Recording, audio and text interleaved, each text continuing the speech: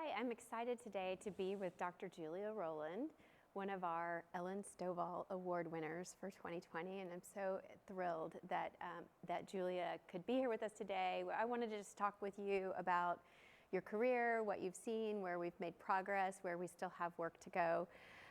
And we are so grateful to you for all that you do for cancer survivorship. You have made such an impact on this whole profession, and it's obvious from all of the people that we talked to in terms of who nominated you, and then that we talked to afterward as we put together our video that celebrates you and your award. So I just wanted to start by asking you, where do you think we've made the most progress in cancer survivorship over the course of your career? Shelley, let me start by just saying it's such an honor and a privilege to be here and to be this year's recipient of the Ellen Stovall Award. It just means so very much to me. And when I look back and I think of the founding of NCCS back in 1986, not quite 35 years ago, and if you were to ask me, what are some of the big changes? And I think one of the most important was the change in our vocabulary that NCCS fostered, the idea that a person could be a survivor from the moment of diagnosis. When I started in this field in 1976, we didn't use the term survivor, and if we did, it was for someone who'd been disease-free for 5 years. Even though people were beginning to live years after a diagnosis, and the coalition changed that. They said we have to be thinking about life after cancer right from the moment of diagnosis. And I think that was profound. That really altered the landscape in oncology practice and care. I think the March gave great visibility to survivorship, and we now have a field. We have scientists who are really working in this. Challenges that lie ahead, and I was struck by that because last week I attended a conference sponsored by the National Academies looking again at cancer survivorship. And the same issues persist. Challenges of physical problems, emotional problems, cognitive, social, economic, following a cancer diagnosis. We still have so much work still to do, Shelley, that we can rest on our laurels? No. That we need to keep moving. I hear Ellen in my ear every day. I do too, and I attended that same conference, and I have to say I came away feeling a little daunted by how much work there is to do. And there was so much talk of the healthcare system, but the fact is we don't have a healthcare system. We have so much fragmentation of care. So I'm gonna ask you this, what if you had a magic wand and you could make one big change to the healthcare system or to cancer care to improve care for survivors? What would that be? Wow. Big question. Yeah. In many ways, because we function in the oncology world and the cancer world, you know, we get things telescoped down into this little scenario ahead of us, when actually it's occurring in this bigger context. We don't have good health care, and let me take that back, we have superb health care in the United States, but not everyone has access to it, and that's not okay. So if I had to change one thing, I'm voting for a uniform system. I think we need a single payer system in the United States if we're really going to take the knowledge that we already have and deliver it equitably to every individual in the United States. I think that makes a lot of sense because there's so much variation in care based on where you go and where you live. And we have academic medical centers that have the capability to provide survivorship care and to have more integrated care, and then you have people who have to piece together all of their own care themselves, and that puts a huge burden on patients and their families to really be the quarterback of their own care. And I think we have a long way to go in that respect. So maybe having more uniformity would make a big difference. And I think too, you know, your original question, the big changes, certainly the vocabulary. I think what's been incredibly powerful right from the beginning, and the coalition is really representative of that, is advocacy. The changes that have occurred have really been driven by survivors and their caregivers and those who care for and about them. Mm-hmm. That has been a real power horse in the United States. And it's not true globally. I mean, we really have the benefit of having a large and articulate body of survivors who've been willing to talk about their experience and say, this was great, or this wasn't good, and how are we going to deliver this to everybody? And that has made a difference. And I think it's where we're going to need to continue to make the difference, is have advocates continually part of the change that we need. Mm-hmm. Right. So one of the things that came up a lot in our interviews to put together a nice video that you'll get to see soon, that was people talking about how much you mentored them and helped them along in their careers. And I know you retired from your, you retired from your position at the National Cancer Institute about 3 years ago, but of course you don't stop. You continue to work and serve cancer patients. But can you talk a little bit about mentoring and how important that is in kind of building sort of the future generation of cancer or survivorship researchers and survivorship advocates? Well, boy, I trained under a consummate mentor. I was very fortunate to have my path intersect with that of Dr. Jimmy Holland back in 1976. And Jimmy, one of her characteristics was if she found somebody interested at all, she never turned away free help. So when I went up to her lab and said, I'm really interested in what you're doing, I was immediately recruited and by consequence hooked on this whole area of research and science and care. And she, if anything, taught me the real importance of exciting the next generation, bringing people along behind you, because we can't do this alone. We really need a team of people who are really turned on about what we're doing. Ellen was brilliant at that, bringing the people together, telling them what they need to do, and then encouraging them to go and be productive and be collaborative and really change the world. And I think that mentoring is part of that. And personally, the true secret about mentoring is you actually learn, at least in my opinion, as much from your mentees as you may possibly be able to teach them. So to me, it's one of life's more rewarding experiences, is to watch people evolve and grow and be some small part of that. Yeah. Well, I think you've been a big part of that, actually, not a small part. Thank you. So tell us about what you're doing now at the Smith Center, because you made this change from leading the Office of Cancer Survivorship to really being able to help people more on an individual level in the programs and services that you offer at Smith Center. Can you talk a little bit about that? So a discussion about what I'm doing now requires an admission. I retired from the federal government in end of September 2017. And then I failed Retirement 101. Remedial retirement hasn't helped me. I realized I just couldn't stop. You know, if you've been working with your hair on fire for so long, it's really hard to just take a halt and take a pause. Anybody out there who's thinking about retiring? Take that pause. That's my best advice to you. Maybe when it's better times, go to Bali or do something for 3 months. Instead, I shut the door at the NCI and I opened the door at Smith Center for Healing in the Arts in downtown DC. Smith Center is a small nonprofit, 24 years old, that's really designed to provide integrative services and programs to cancer patients and their families, as well as the broader community. Things like yoga, stress management, support groups, healing circles, patient navigation, retreats, creativity. We have an art gallery built into the space because we feel that art is so integral to healing.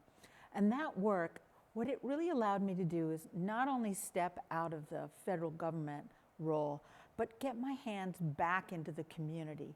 We have great science that we've supported at NCI, and one of my frustrations in that role was terrific to be a rainmaker for that science, but I was frustrated to see it sit on a shelf. It's not okay to know this and not be able to deliver it. So I'm very passionate now about that whole dissemination, delivering on the knowledge that we have. And I'm hoping to be able to use Smith Center as a platform to explore how do we partner up with community entities so big centers can refer their patients out and really provide integrative care that is already available potentially in the community. So that's my current passion. I'm waiting for the great next new intersect in my life, but for now, that's where I get up every day and say, oh, there's work to be done here. But I think your point, though, about we know things that we're not doing, we're not putting into practice as well as we should. And how can we as advocates try to help make sure that happens so that the research that's being done doesn't just sit on a shelf and 10 years later we're still talking about the exact same problems that we haven't made progress in addressing those for cancer patients? Yeah, I wish that the National Academies had actually had a session on that, saying, okay, here we know all of these things, and maybe that's the sequel to this most recent meeting, is to say, okay, here are the things we know we need to do, which we keep chronicling, mind you, and say, now how are we going to do that? And it's not going to be one area. We need policy, we need programs, we need disseminable interventions. We have some terrific interventions, but in some cases these require a lot of funds to deliver or a lot of expertise.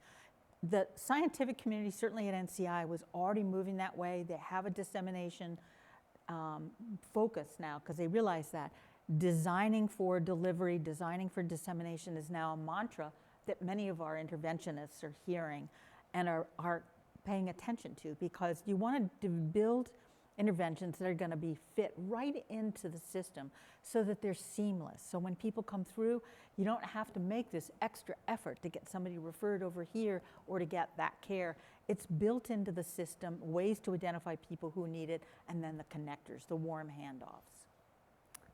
That's great. I think that would be incredibly helpful if we can do that, because I don't want to keep having the same conversation over and over and keep saying the same litany of problems that we hear from cancer survivors and know that we're not addressing them. And then, sometimes I feel like we talk about these solutions that seem so big and so hard to implement that would take so many resources to do. And one of the things I've been struggling with is it feels like just sometimes, like you've got a core of people who really care a lot about cancer survivorship in the oncology community and the primary care community, the advocates, but it's not the whole field of oncology. And how do we get people to care more about it? It's not as sexy as curing cancer or helping somebody live 10 years longer. And those are really important.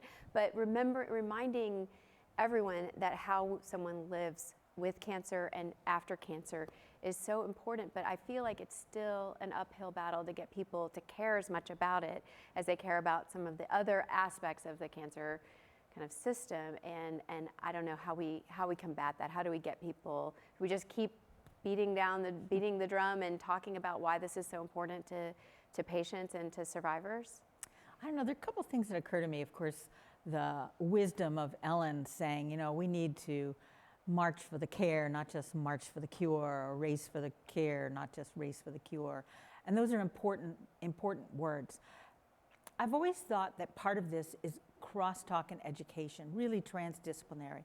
Let me give you an example. So working in the behavioral science arena and talking about how do we get people, let's say, to quit smoking, particularly if they have a cancer history. There are a lot of complexities in there, and there are basic scientists who understand the mechanism of this and what, if you continue to smoking, will be the biologic consequences of that on tumors, for example. And my feeling is what you want to do is get those bench researchers excited about how their science links up to the human, sort of lab bench to park bench translation, and where everybody fits in that. Because I think if we had a deeper appreciation of how it's all part of a larger puzzle, that's, maybe it's a fantasy, that we'd work better together. That we say, oh, I get it. If I do this, this is what's going to happen downstream. I get it. And I think we could have actually some amazing insights from that. This whole new field of research on premature aging among our cancer survivors is really evidence of that. It's taking the data back and saying, why is it that so many of our young survivors reach middle age with multiple chronic illnesses? What does that say, not just about cancer treatment, but the aging process itself? Right. So they're great scientific questions that we could get people excited about. So that's my one thought about hooking people together and maybe weaving this effort on all levels. So another thing that we've been talking about lately quite a bit is survivorship for people with metastatic cancer.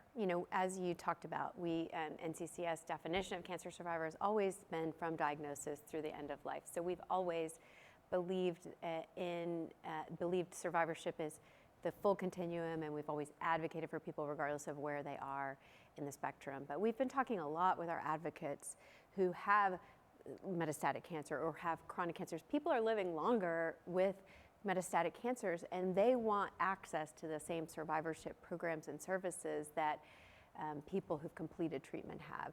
And so we've been talking a lot about that and trying to think about what do we need to do as advocates to help make sure that they have access to this, because they sometimes say they're excluded, you know, at their cancer center or from programs that are really geared towards people who've completed treatment, and they're going to be in treatment the rest of their lives but still have the same needs. So what do you think about, what do we need to do as far as survivorship for metastatic patients? Great question, and their numbers are only going to increase. We know that. So figuring out how to best support those individuals is going to be critical. And many of them are living pretty amazingly active lives, and they can benefit from all the health promotion and health lifestyle things that we promote among their peer survivors who don't have metastatic disease. So I think we need to acknowledge that population as growing, that they have unique needs that may be a little different than someone who's post-treatment and has no evidence of disease. And we need to begin to incorporate that into the system of care. I agree wholeheartedly on that. One of the tensions that I do know has come up over the field, having watched this evolve over time, is there's subtle distinction between survivors and survivorship and how those two are defined. I think it's safe to say that the majority of cancer clinicians and centers use the NCCS definition of survivor, day of diagnosis onwards, as a conceptual framework, not necessarily as a label, but as a concept, to realize if you're caring for someone, you have to be thinking about the long-term and late effects, which is really the message that the founders of NCCS wanted to say. It's a philosophy of care that was critical, not the label. But survivorship, so I'll say this because when the Office of Cancer Survivorship was created at NCI, it was created specifically to foster research in long-term survivors. And originally that definition was 5 years or more. Well, that quickly got slid back because actually it's really hard to recruit for studies of individuals 5 years out because they're hard to find, so that some of that data moved forward. But that was the lacuna, the gap in our knowledge base. We know actually a lot about what happens to people in the acute setting and even up to 2 years post-treatment. But we still lacked the long term. So what happened when we defined the office, and in that Lost in Transition report out of the IOM, survivorship was narrowly defined as what happens post-treatment.